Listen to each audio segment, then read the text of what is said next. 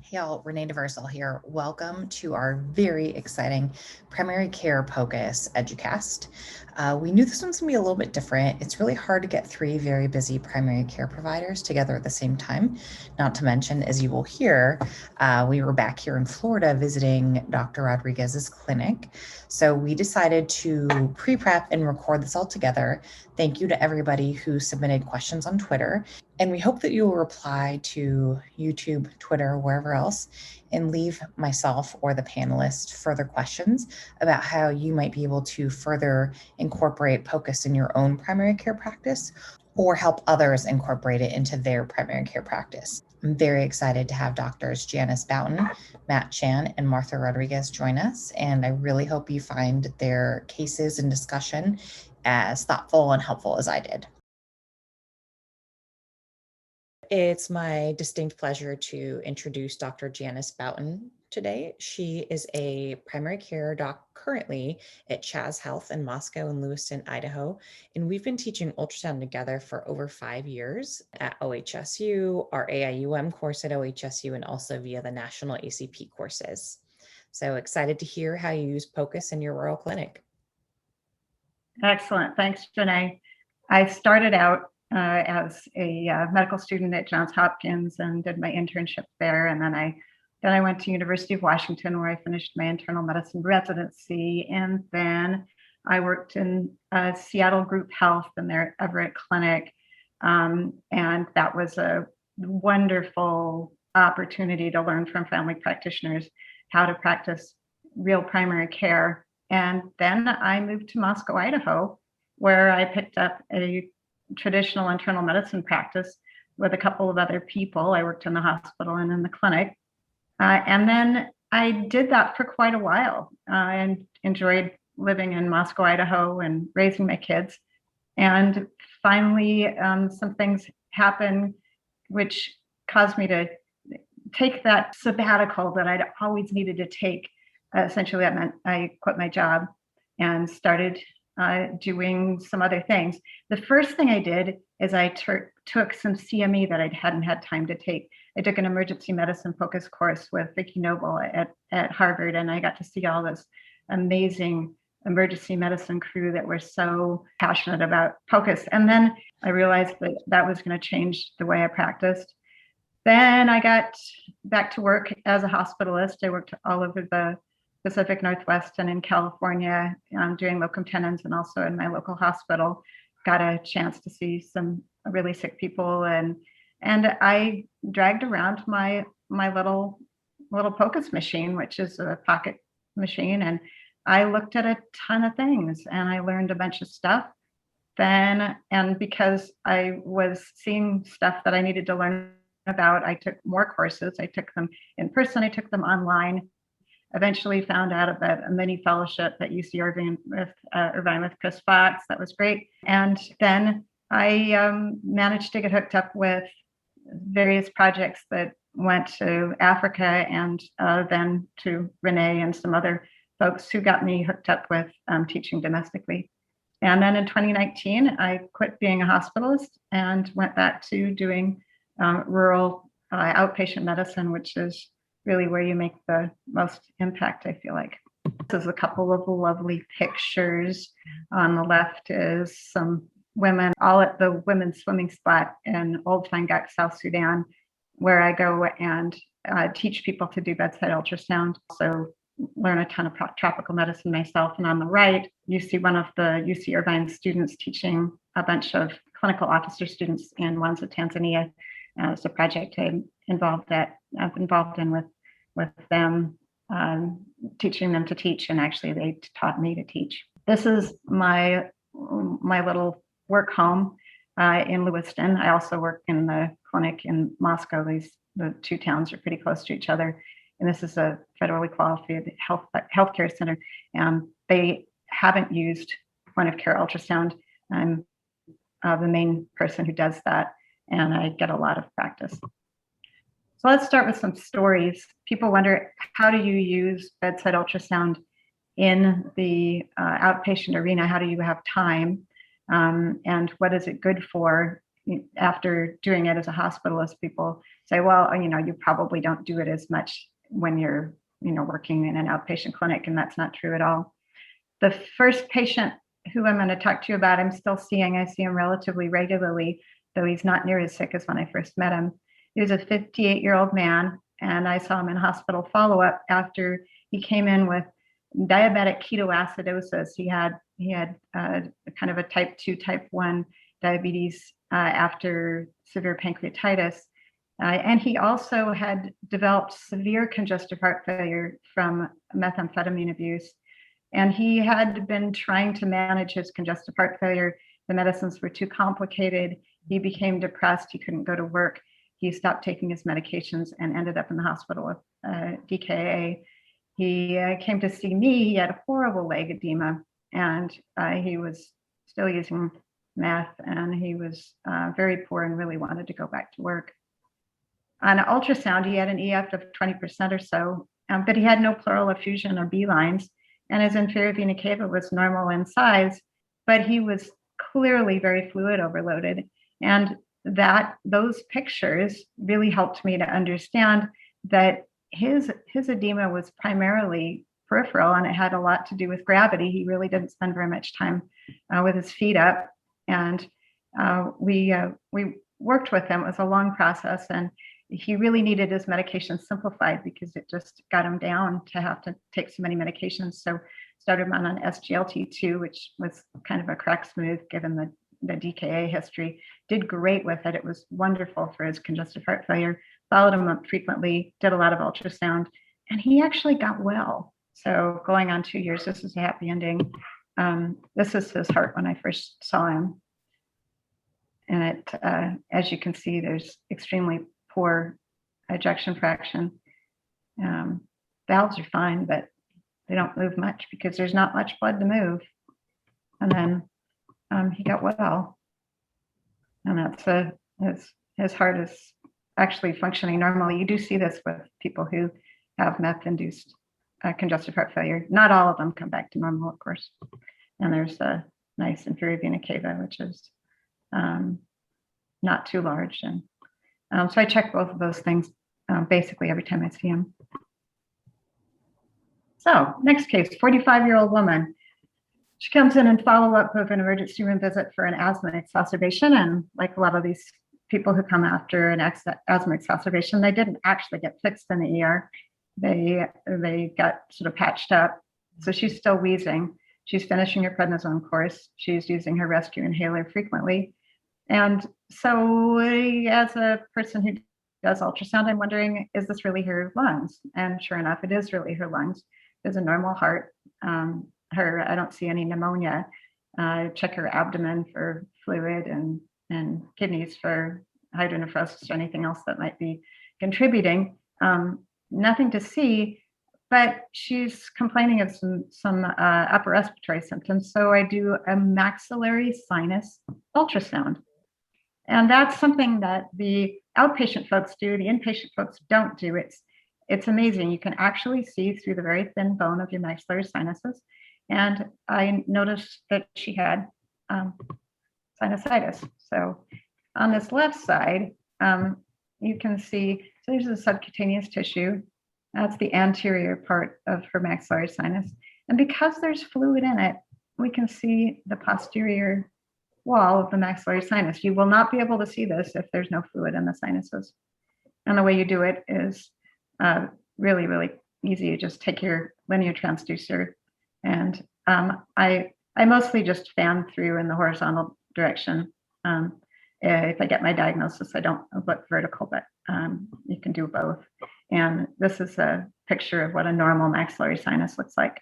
So normal maxillary sinus looks a whole lot like lung. You just see normal air beyond the bone. Yeah, I first learned about that one from David Tierney. It's a part of their IMBUS, their internal medicine bedside ultrasound curriculum at Abbott Northwestern in Minneapolis. And I was mind blown. Right. That was as an outpatient, great use. It is a truly simple ultrasound to learn. I find that it's very useful for patients who think they have sinusitis and they would like to be talked out of the antibiotic, and they want Yes, a lot of that. Yeah, they want that extra TLC, and just pointing that transducer at them and letting them look at the sinus and saying that sinus looks great. I think this is just sort of a runny nose. We really don't want to put you on that antibiotic. Makes a huge difference. Musculoskeletal stuff. Now, so I'm an internist. Why would I do musculoskeletal stuff? Because that's what people come in with. Maybe they're coming in for their internal medicine thing, but they also hurt. Or maybe this is somebody they squeezed into my schedule. It's incredibly useful to be able to kind of look at things. So first case, a 30-year-old man who has wrist pain after he fell off his bed when he was partying. So I look at his wrist. It's a little bit swollen, it's a little bit tender, and I see a distal radial fracture. Of course, I'm still an internist, so I'm gonna need to get an X-ray and someone to, somebody who knows stuff like orthopedics to deal with this. But the diagnosis is made. 55-year-old woman with severe shoulder pain with movement, and so you point the ultrasound at it. These are linear transducer scans, and there's fluid where it shouldn't be. It's important to look at things that are normal a lot of times, because then when you finally get a chance to see something abnormal, you know that it's abnormal. So I know what a shoulder effusion looks like, and where fluid is not supposed to be. And of course, a diagnosis of frozen shoulder is really a clinical diagnosis in most cases. But this allowed me to tell her, this is a frozen shoulder. This is that acute part of the frozen shoulder that hurts a lot, and this is what we're going to have to do to make you better. 37-year-old construction worker comes in with a swollen finger. He says, I think maybe I got something in there. And I was able to just do a little, usually I do this with a water bath. So I'll ultrasound it, see, I saw a little fluid collection, IND, there's pus there. Yeah, he probably did have a foreign body. As many people come in with a stub toe, did I break it, doc? And they just don't like that answer you give them, which is, we wouldn't do anything differently if you did break it. Let's just body tape it. What they do love is having you look at their toe, and that's easy too. You fill a tub with some water, you take your linear ultrasound, and you look at it. And this really doesn't take very much time. None of this stuff takes very much time. I'm going to only show you a picture of the radial fracture. I think I didn't get quite longitudinal with this, but here's the fracture line. If I was looking at, if I really had gotten my longitudinal, this would be a line, and this would be a line. So what we see in this other one, and yeah, here we go, is this is the cortex of the radius. And notice that it's at one level, and then when you get to the fracture, it's at a different level. So normal, the displacement. So what are some of the other common uses in the clinic? Somebody who's homeless has swollen feet. Is it congestive heart failure? Is it pulmonary hypertension? Or is this nutritional and the fact that they have been sleeping, standing, or sitting up for such a long time? COPD and CHF. So your patient has both. Which one is causing the problem? What do you need to treat? So you do a cardiac, and you do lungs, and you look for the pneumonia, and you look for the inferior vena cava, which I really truly love. I think a good view of an inferior vena cava with the right clinical setting, knowing who you're treating and what's going on with them, tells you a whole lot about their volume status. Lumps and bumps, is it solid or is it cystic? Is it a simple cyst, or is it a cyst that you want to know more about? Stomach pain. Oftentimes you just want to know, is there a normal gallbladder? If you can't find it, then you may have to continue to look. You may have to get a scan in the radiology suite. But if you see an absolutely normal gallbladder and it wasn't high on your list of things you were suspicious about, then you're done. Nausea and vomiting. Is it gastroparesis? Person's been vomiting, they have diabetes with some complications. You look at their left upper quadrant. Do you see a full stomach despite the fact that they have been vomiting? Because if you do, that stomach is not emptying. Is it a small bowel obstruction? Small bowel obstruction is, it's actually quite easy to identify a small bowel obstruction on a bedside ultrasound. There are a lot of studies that show how good we are. We're really better than X-rays. For sure. Yeah, concerning but mysterious multi-system complexes.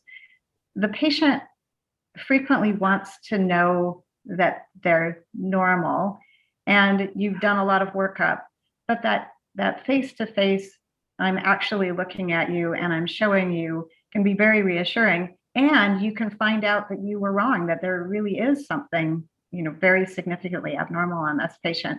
And then you can move in the right direction. Renal failures. Oftentimes those patients that have, that you're following their creatinines and the creatinine goes up, and you know that you should send them for an ultrasound to rule out obstruction, but you're positive they don't have obstruction, but you realize, but you feel like you just ought to, but you can do a bedside ultrasound and you can find out if there's any obstruction. And urinary incontinence. Are they full or are they empty? Is this this guy with prostatism who's urinating every hour? Is it because his bladder is a liter and he's just peeing the top off of that?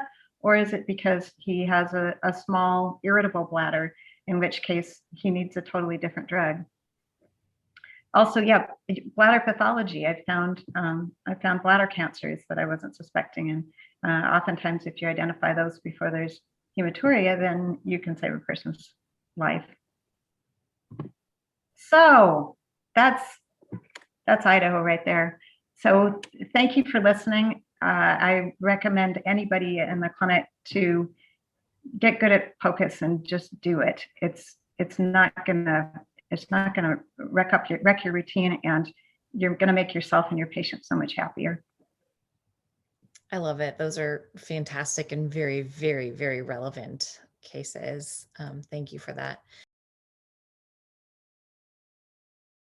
All right. Well, next, it is my distinct pleasure to introduce Dr. Matt Chan. Matt is one of our family medicine colleagues here. He's an assistant professor of medicine at OHSU, and he practices full spectrum family care at the Scappoose Rural Health Center, which is a little bit north of here. So, fun story about Matt is that we met when he was either second or third resident. He was very interested in POCUS and wanted to really expand that skill set. So he rotated with us, we scanned a bunch, he met and scanned with our educational sonographer. Advance, weeks or a month, and Matt's doing an emergency medicine rotation. A tall, slender young gentleman comes in with chest pain and shortness of breath, and Matt actually diagnoses our ultrasonographer's son's asymptomatic, or rather atraumatic pneumothorax. So after that, we were all tightly bonded together. And Matt is now a part of our OHSU POCUS group, and I have deemed him the family medicine SAR of overall POCUS. And we rely on him heavily for our musculoskeletal and other family medicine ultrasound teaching. So we're excited to hear your cases, Matt. Let's go ahead and get your screen. All right. Thank you, Renee, for that lovely introduction. Really appreciate it. Yeah, I will gladly take the title of POCUS SAR in our department. And here today, I'm happy to present some cases, outpatient cases from my primary care clinic. And like Renee was saying, I work at a rural health center. And so we see quite a variety of things, and a lot of patients who have trouble with transportation or accessing care. And so especially in this kind of setting, POCUS has been a great asset for me in terms of boosting my ability to care for folks. So we'll go ahead and get started.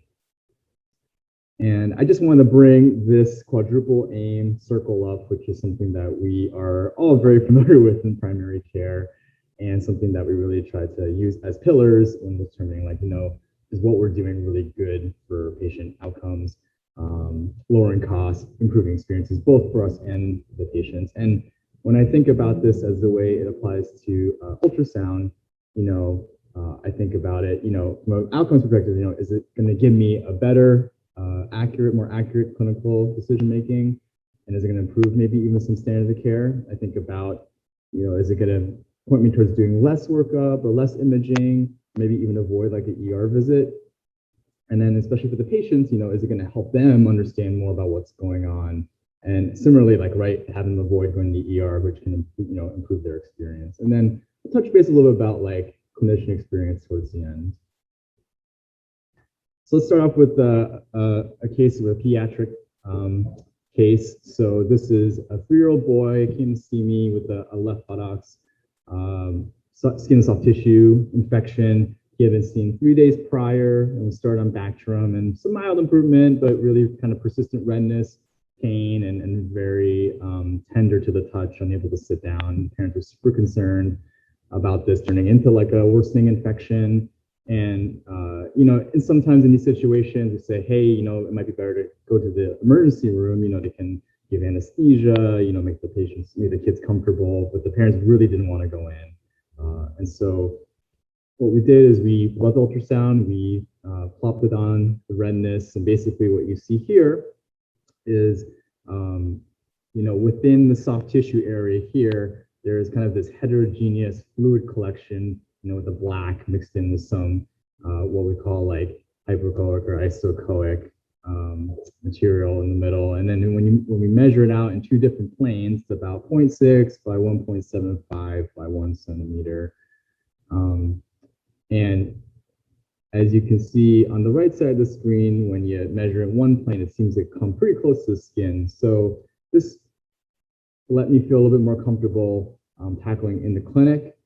So what we did was we applied some topical lidocaine and did a quick lance of the lesion, and that immediately released all the purulence from the abscess, essentially. So we continued antibiotics and drew a wound culture, and that ended up growing MRSA later on. So it seemed like the appropriate treatment, and ultimately avoided an ER visit for this family, which was really nice. So when I think, again, going back to the quadruple aim, and how can we make this experience better? I think it definitely helped lower costs for this, avoiding the ER, and then including an improved patient experience for the family. Here's another one. A 63-year-old gentleman came to establish care with me. He was having right shoulder pain for about a month, and prior to that, he had been running and fell with his dog, landed with his arms stretched out. No immediate pain at that time. 3 weeks later was, I think, trying to pull a generator string, and then really felt some sharp pain in the shoulder at that point. And after that, couldn't really lift his arm. On this physical exam, in general, I highlighted the positives, mostly decreased strength on abduction, and a positive empty can test, and then a positive speeds test, which can be concerning for biceps tendonitis. So with that, right, my general concern would be for like a rotator cuff tear. And traditionally, right, we would send these folks maybe for MRI and wait for that, and then maybe refer the ortho after, depending on the findings. But again, with ultrasound, we can kind of take a quicker look. And so the top 2 images are the transverse short axis views of the biceps tendon. This is the biceps tendon itself, this cross section within the bicipital groove. And normally this black anechoic fluid is not around the tendon. But when we see this, we do get concerned about some tendinopathy or tendonitis process. And you can see even anterior to the biceps, there's also some fluid, some anechoic fluid collection. The bottom image is a long axis view. So here we can see the tendon, biceps tendon running all the way down here along the humerus. It's almost like a ski slope appearance is how we say it. And then again, that fluid collection that you can see in front of that. When we move over to the right supraspinatus, this is a long axis view, and you can see the supraspinatus coming up along the top here and inserting on the greater tuberosity of the humerus. And you have this huge anechoic space here, which is concerning for tear. This is a different view, same long axis plane, but just a little bit I slid over and then just kind of took a different shot. You can see the tear a little bit more clearly here. And I threw in just a comparison for the left supraspinatus, and you can see that on this side, it's much more homogeneous and intact here. And then again, looking in the second plane in the short axis view, we are appreciating this tear in its entirety along the width. So how thick of the tear going across from side to side. So with this, it was pre-diagnostic for a full thickness tear of the mid portion of the right supraspinatus. And then that fluid surrounding the biceps tendon, external to that was likely just from the traumatic injury itself. But that can be seen a lot of times in the subacromial subdeltoid spaces. And so with that, we had an expedited referral to orthopedics. He was able to undergo surgical repair and physical therapy and to regain some dysfunction of the shoulder. And, orthopedics ended up getting an MRI anyway, which is totally legitimate for surgical planning, but it ended up corroborating some of the findings that we had in the clinic with the ultrasound. And so again, I did feel like overall we achieved some improved patient experience by getting this patient into seeing a specialist sooner than later, and overall lowering some costs initially by not having to order that MRI right away. So then, when we look at some of the evidence for musculoskeletal ultrasound, for at least looking at the rotator cuff, this table here comes from a Cochrane review. And basically, if you look at the differences between the sensitivity and specificity for musculoskeletal POCUS versus MRI, it's actually fairly comparable, at least for full thickness rotator cuff tears and calcific tendonitis. Maybe a little less so for partial thickness rotator cuff tears. But in a way, this is another example of how point-of-care ultrasound can even augment and improve our physical exam. And just as a comparison too, right, we teach a lot of this stuff to our learners, our med students, our residents. But when you examine sensitivity and specificity for MSK exam, it's actually pretty bare to weak sometimes in terms of all the special testing. And so again, I think, using ultrasound to help with your diagnostic accuracy can be a big boon in primary care. And here we have a 57-year-old guy, history of metastatic esophageal adenocarcinoma, no mets in his liver, as well as some aortic nodes. And he was already on hospice, actually, but unfortunately had the complication of just like tense abdominal ascites from the liver failure. And towards the end of his life was causing significant amount of pain, compromising his breathing as well. And he was pretty adamant, along with his surrogate decision maker, that they really didn't want to go back to the hospital if they could. So with a little bit of pre-planning, we were able to do this ultrasound in clinic.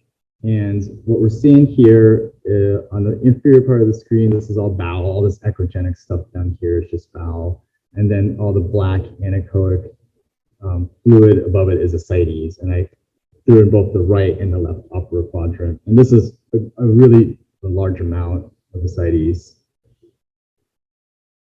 And so we made the decision to try to perform a palliative therapeutic paracentesis, which was really nice. And so with this, we used the ultrasound, again, both for marking to make sure we had a good pocket, as well as corroborating needle placement. And we were able to get about 4 liters off of the acidic fluid, which helped tremendously with both his pain and his breathing. And so in this way, avoid another unnecessary hospital visit, which was very consistent with his goals of care. And I think again, consistent with the goals of care, the patient ended up dying at home. And then lastly, here we have a 45-year-old gentleman here with a right-sided thoracic back pain, also complaining of like some pleuritic type of symptoms. His story was that he was hunting a week ago before his clinic visit and just felt a sudden like knot in his back. And then the day after that had some sharp pain in the middle of his right back. Went to urgent care. They diagnosed it as a right-sided back sprain. Continued to have the pain, which persisted, and then again he was in the clinic. It felt a little bit, weird, this kind of the sudden like MSK back sprain without a really real trigger. I put the ultrasound on his back. What we can see here, this is using a curvilinear probe, by the way. And what we're looking at here is the liver on the right. This bright white line curved here to the diaphragm. And then usually if it's just normal lung, you would just see a lot of gray because it's just air. But instead, we're seeing what we call like a complex pleural effusion. A normal pleural effusion would just kind of be black. It's entirely black, like we saw with the acidic fluid. But here we have, again, some heterogeneity, some ecogenic stuff within that fluid. And so that was concerning for, either like an infection or something else like that. This guy was a different story. We sent him straight to the ER, and he got diagnosed with like a basically complex right pleural effusion. He got a thora, and then over his hospital stay, the formal diagnosis was a necrotizing empyema. So he had a VATS and a deportication, and then it was kind of unclear what happened. It was not malignancy. So there's some postulation that maybe he had like a pneumothorax and then developed like a pneumonic effusion and then empyema with that. So again, I think as an example of a case where things didn't really add up, and using ultrasound, we were able to kind of change our clinical course for this person, and then providing him the immediate care that he needed. So ultimately generating a better outcome for him and a good experience. And one thing I didn't mention too is that, I ended up luckily seeing him for follow-up. He wasn't my patient, but I ended up seeing him for follow-up anyway. And he was just, very satisfied, very grateful with the outcome. Something that's also gratifying for us as clinicians. So lastly, I just want to kind of touch base on the improved clinician experience. And this is true for basically all types of ultrasound that I end up doing, and has really helped me appreciate medicine again. People ask me, hey, like, why do you do all this ultrasound stuff? Like, can't you just send them for an ultrasound? And I usually tell them there's a lot of reasons why, but including all of the stuff we just mentioned the last few minutes, it's helped me reinvigorate some of my love for primary care. Definitely revived a lot of my anatomy skills that had kind of gone dormant, I would say, in the last few years. And I think really touch upon again that concept of laying of hands, where we connect with patients in that personal way. A lot of folks also ask, well, I only have so much time in primary care. I got 15, 20 minutes with the patient. I want to make sure it's, something that's really going to help. And so I would say that, again, this has been studied numerous amounts of times now for primary care, and for different exams, from looking at the heart, IVC, checking for pleural effusions, looking for pulmonary edema, screening for AAA. These are things that can really help increase your diagnostic accuracy. And in terms of training requirement, doesn't need as much time as I think people think it does. And when they've looked at how long does it take to actually perform some of these exams too, it varies depending on the organ, but in general, like once you have enough competency, a lot of these exams can be performed, less than 10 minutes most of the time. And then finally too, financial considerations is always important. This is, again, just a sample payment sheet that it's not universal, depends on what institution you work at, but gives you a sense of maybe what some of the reimbursement rates are like. So for folks who are trying to find some financial leverage with their institution, a nice way to start is by looking at the most common procedures that you do, or maybe thinking about what the most common ultrasound exams you might do in your clinic, and then trying to estimate, what that return on investment would be. So here's a couple for just, general point of care ultrasound studies. Here's some procedural codes. And then next there's some MSK stuff, soft tissue, pelvis if you're doing like OB or GYN stuff. One that we probably underutilize is a AAA screen, which is definitely recommended in primary care as well.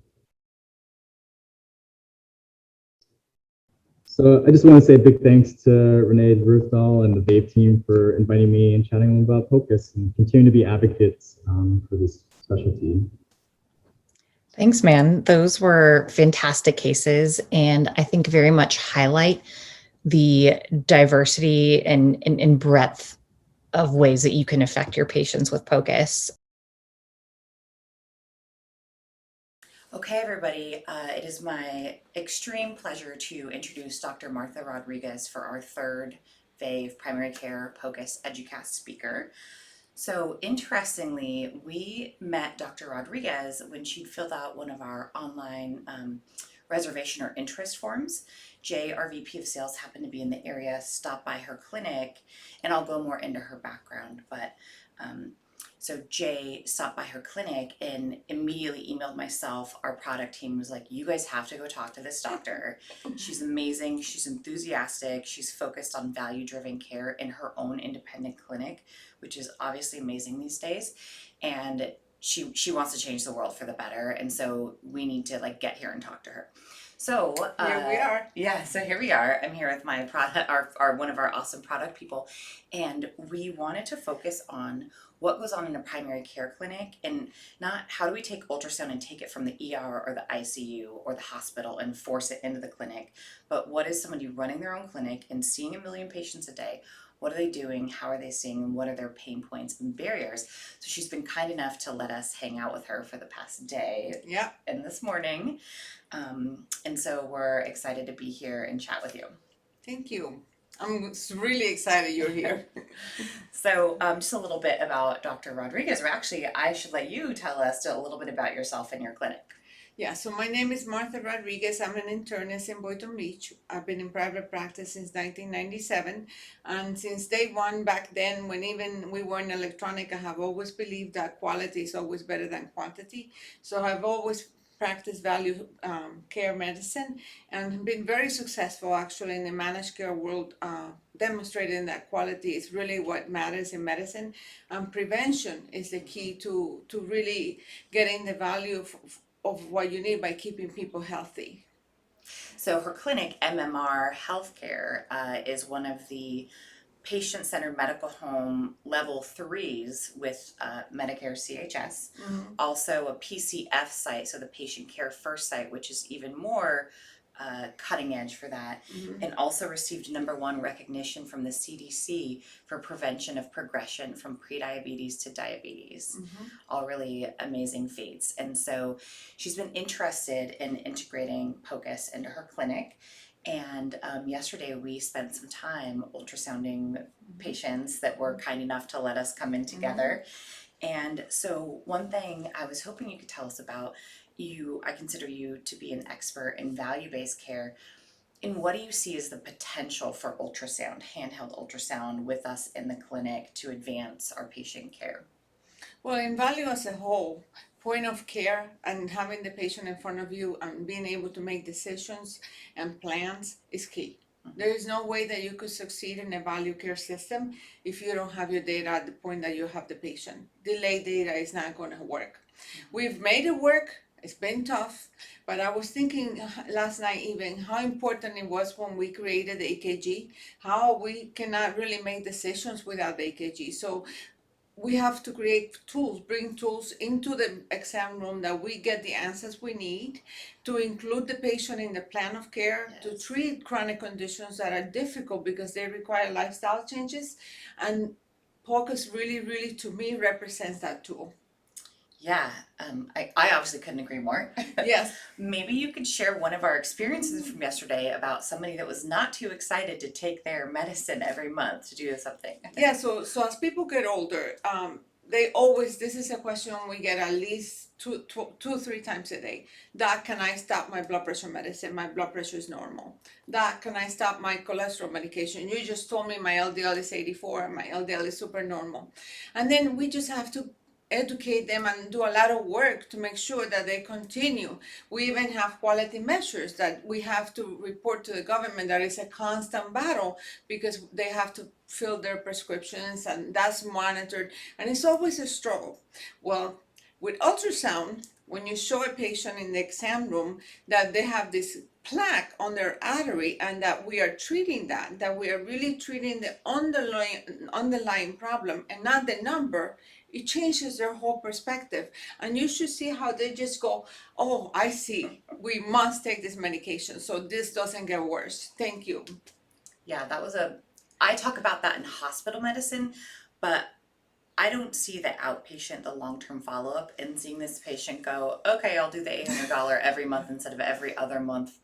An injection. Yeah, PCSK9 inhibitor, right? Yeah, I just was, wow, to get to actually see that in person. So there was another especially impactful patient experience yesterday for myself, for Craig, for my team, for Dr. Rodriguez. For me, for sure. And her team. And so I was hoping you could just tell us about, I didn't plant this patient, this just happened. Yes, so in Florida, we have a huge influx of population, which has really stressed our healthcare system. And so when we want, for instance, to schedule an thoracentesis done in the hospital via ultrasound, we're having to wait sometimes 10 days to get an appointment for the patient.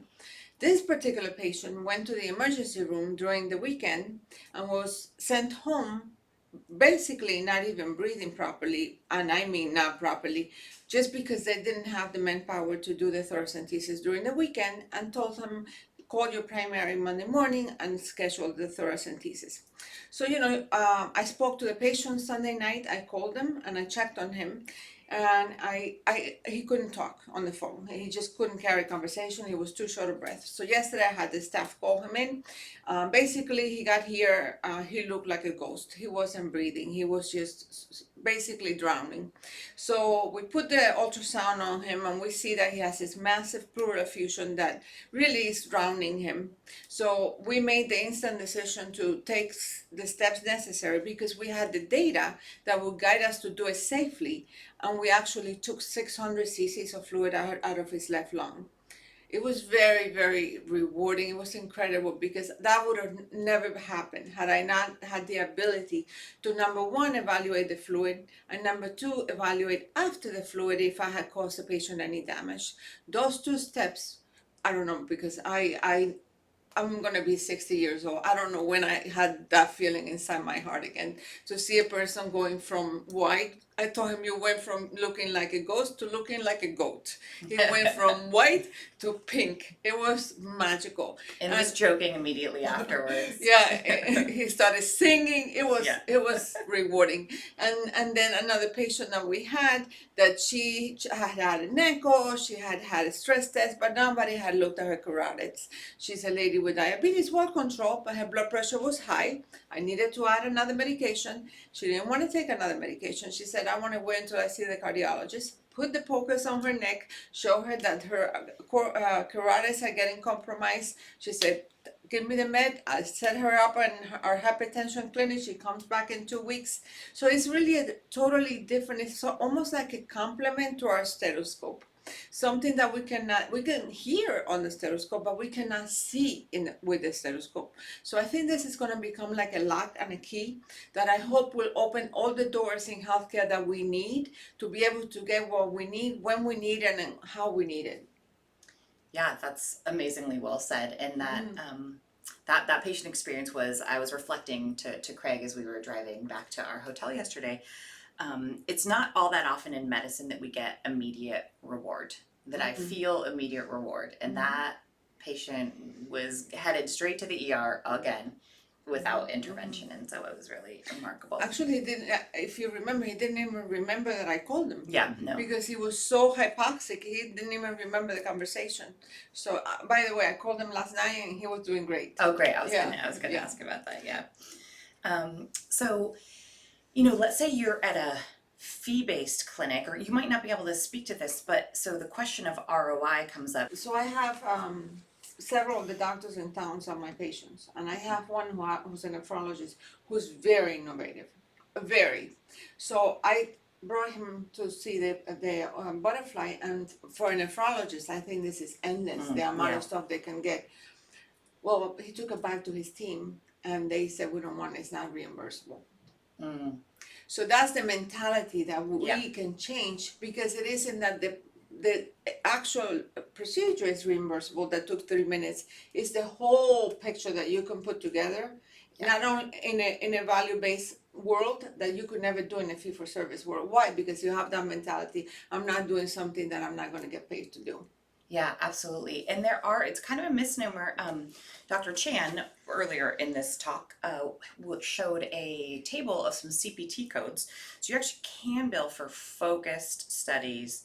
There's the CPT portion, the professional code, and also a facilities fee code for it. Or there's bundled payments. I mean, we're talking like $100. It's nothing too exciting. The patient, the satisfaction I get out of it is worth infinitely more than that. But it shouldn't be a barrier, because if that is your focus, you can bill for AAAs, you can bill for focused retroperitoneal scans, etc. Hydronephrosis. Yeah, exactly. So, again, I think we're making the argument that it adds so much value. And if you're only focused on the ROI, the financial ROI, the argument is there as well. Um, how about, so yesterday, that was hard. That patient, came in super sick and ran behind. What do you think about time in the clinic, and how do you think we can try to better fit this in, or better make ultrasound something that we can fit in for you into your very tight visits? Yeah, so I think these components are going to make that happen. So going back to the example of the EKG, most of our training and medical school career and residency was dedicated to learning how to read EKGs. So it wasn't a 2-day session. So I think education is key. Education is key. If we bring this tool into the exam room, the physician has to be able to use it properly within minutes or seconds. So I think education is key.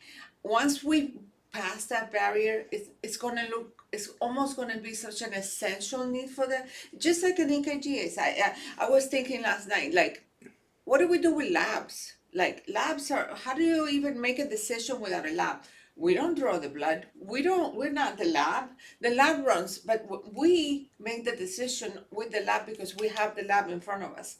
So that's the picture that I view with ultrasound. It's gonna give me that ability to be able to have an answer that I didn't have. So I think though for that, education is going to be critical. And I think part of the barrier that we really have to overcome is to bring the comfort of the education from the basics to the maximum to the users. The other thing is the integration. We're in a digital work, and I don't believe that we should be doing double work. So integrating the equipment with the EHR is key. It's key because we don't want to have to be duplicating data that's already there. So all of those steps will take us to the point that I think time is not going to be an issue, because the value of the answer is it's like anything else. The benefit outweighs the risk by far. It's not for everybody. It's not for every patient. Obviously, there's patients that don't need it, but for those that need it, time won't be an issue when we're educated and we're comfortable with it. The same way we look at the EKG, the same way we look at the blood work. Yeah, I couldn't agree more. The concept, I don't, let's be honest, if I'm on the wards and I have a patient who's there for 6 weeks of antibiotics for toe osteomyelitis, I don't auscultate their lungs every day, Exactly. No increased work of breathing, so we know there's no need to POCUS everyone every day, etc. But the whole thing we've always said is that it is a clinician at the bedside with a question. Pre-test probability, what is my POCUS exam gonna do to my post-test probability? And how do I then, as the clinician, feed that back in? And so I think that's kind of the hallmark there too. And there's also that symptom-based and pain-based issue that a lot of times we depend on sending the patient out to get an answer based on a symptom. Like, I mean, how many people do you get with shortness of breath in one day? Just being able to get an answer then, symptom-based is critical.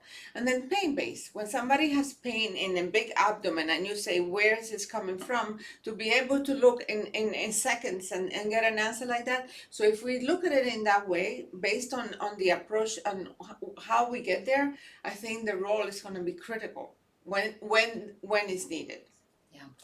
And I think one final question is, how would you recommend they start? So you're involved in ACP, you're involved in the county medical society or the state's Well, I'm the secretary of the board of directors of the Palm Beach Medical Society. So, my goal, actually, my dream is, I'm online to become the president in 22. So my dream is for the class of 22 in the local medical school, hand them a probe to be able to use it from day one as part of their clinical experience. I think it's like, when you give a child a potty training, you start from the beginning. And I think when we do that, it's going to be easier to introduce it into the culture because they're going to be the ones, they're innovative. How I have done it, I look at a lot of videos, I do a lot of studying. But it's harder. It's harder because you don't have the everyday tutoring in front of the patient. But I think if we introduce it into training, I think that's going to change the culture completely. Yeah, I agree. Any last reflections or thoughts for anybody watching that maybe is pre-contemplative about POCUS in primary care?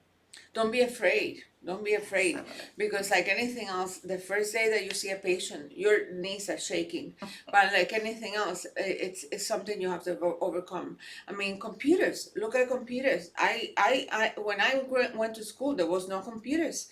In 2004, I had a massive car accident and my arms were compromised, and I either had to come up with a solution or I didn't. So I went electronic in 2004 because I could talk to a machine that will help me see patients. So don't be afraid. Just jump into it, study with it, and then just remember, this is an asset. This is not going to stop you from being better. This is going to make you better.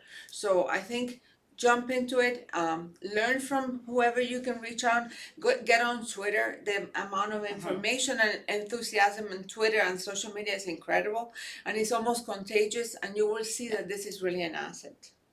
I agree, very contagious. So some of the Twitter handles are like hashtag POCUS, hashtag I am POCUS.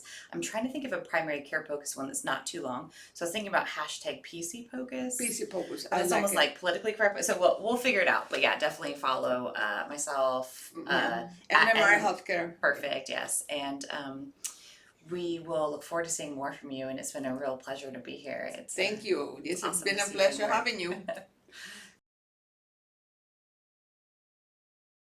You commented on the busy schedule, so a lot of those are kind of quicker exams.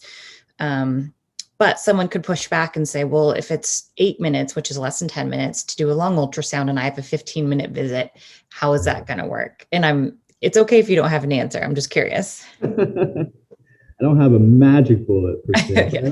but I will say, it does depend on how your day is going, right? When I'm running behind an hour plus, I have a little bit less threshold to do an ultrasound exam.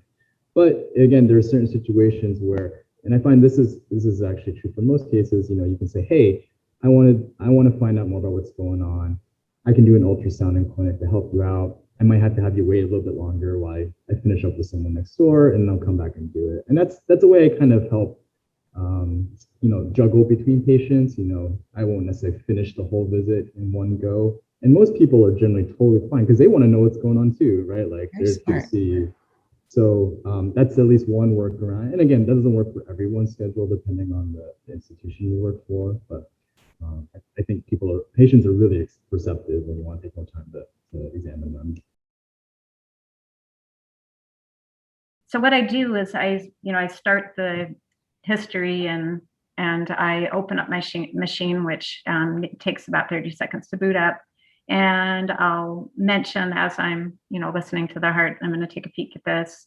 If I really, really want to, prove to myself and the patient that I'm really looking hard, I will have them get up on the table, and we'll make sure that we expose everything.